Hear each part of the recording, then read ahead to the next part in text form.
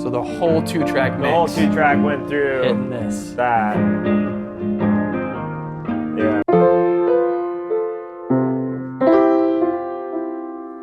Welcome to Pop Studio. I'm Lewis, and I will show you around. This is it. This is everything. You're seeing it all in one view, and my little domain. So, welcome in. What is this building, first off? Like, what is there a name to this kind of structure? What did they call the accessory like dwelling unit? Yeah, so I just built this place in my backyard about 2 years ago. But yeah, it's just a small little room, got a little bathroom, a loft. You can, that's where squatters come and stay. And if you're watching this and you're hearing it, you know who you are. Squatting.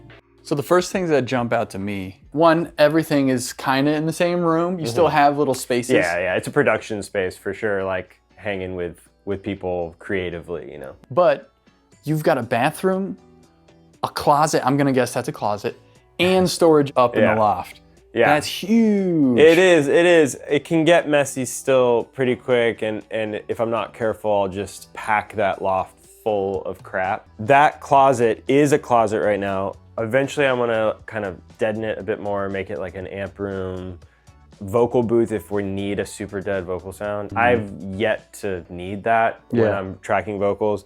I have these little rolling baffles, and those I'll kind of roll out if we're doing like a more intimate vocal. I want it to be a bit more dead. I'll just kind of like box in the singer. The closet right now, I made sure when I was building it, I insulated it really well, put the rubber in between the drywall. Yep. So it's pretty dead in here. As you can see, more deads, more crap in here. I think it would work pretty well if once I pad the walls up. One little cool trick on a couple songs, I've put mics in the closet, and it captures this like insane low end frequency.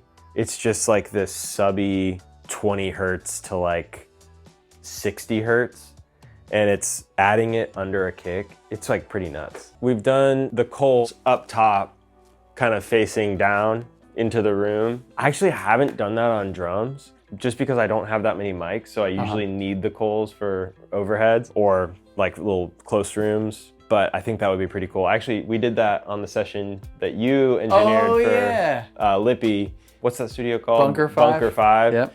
We had those coals up top, and I was like, I wonder how that would sound in here. When I was building the studio, I was like, I've got to have a place for everything. Otherwise, it's just going to be chaos all the time. So I have 2 areas for like cable management, having all my cables on the wall so I can just grab them. It still is a little bit of a mess, but at least I know where everything is. It's accessible anytime.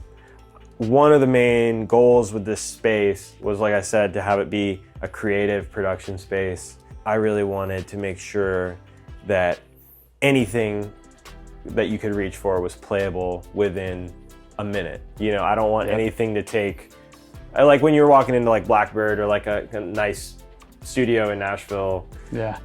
You really have to like talk to the engineer. All right, we want this all set up before we get there because it's gonna take forever. An hour to mic up a drum kit. Right now I'm not mic'd up, but I am 10 minutes from being completely mic'd up, ready to go on this drum kit. I want that, you know, I want everything to be set up at a minute away from being playable and capturing whatever is exciting in that moment, because as we all know in the creative industries, that excitement and creativity is fleeting. You know, it comes and it goes just as fast as it comes. So if you can't capture whatever you're feeling in that moment, I think you've missed the mark. As a production space, that's kind of my main mantra. And I think a lot of studios nowadays, home studios especially, are kind of in that world. Like, let's make all the synths on and patched. So all you have to do is turn a knob and you're in whatever synth you want. And luckily, I don't have too many synths to worry about, you know what I mean? I don't have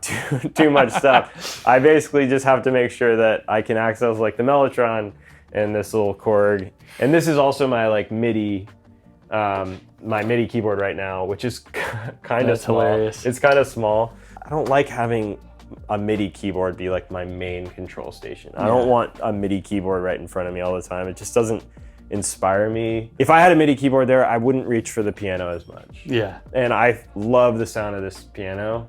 And so that's way more exciting to me. Tell me about this piano. Actually, this piano is a Baldwin starter piano my aunt gave me when she was moving from West Virginia across the country. I think it was my grandma's at one point. Been in my family for like a little while, and it's not like passed down for generations or anything, but it's a great little upright. It does the thing you want it to do.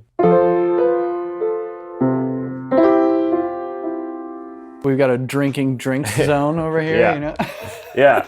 Yeah, that's the loudest zone. I kind of have all my acoustics here. Who are some of the people you're working with, and how does this place like serve those needs? For one, we have this band, Bird Talker. This is the house kit here at Pops. Basically, it's where my buddy Chris stores some of his drums. It's been really awesome having like great drums. Yep. I've been working with this band for the last few months. And you know, I mean, every project is different.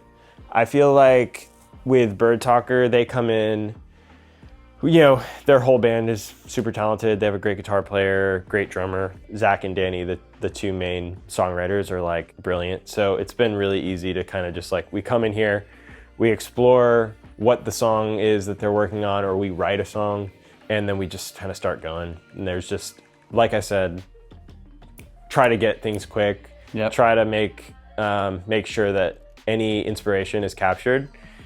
And that's pretty much it. And, you know, drum wise, usually we'll do drum days. Obviously, without having separation, if you're tracking drums, you're not really tracking anything else. Yeah. We sometimes do bass and drums together. Like we'll go DI with bass, track drums and bass, but it's rare because most of the time we're tracking drums to a song that has elements already there.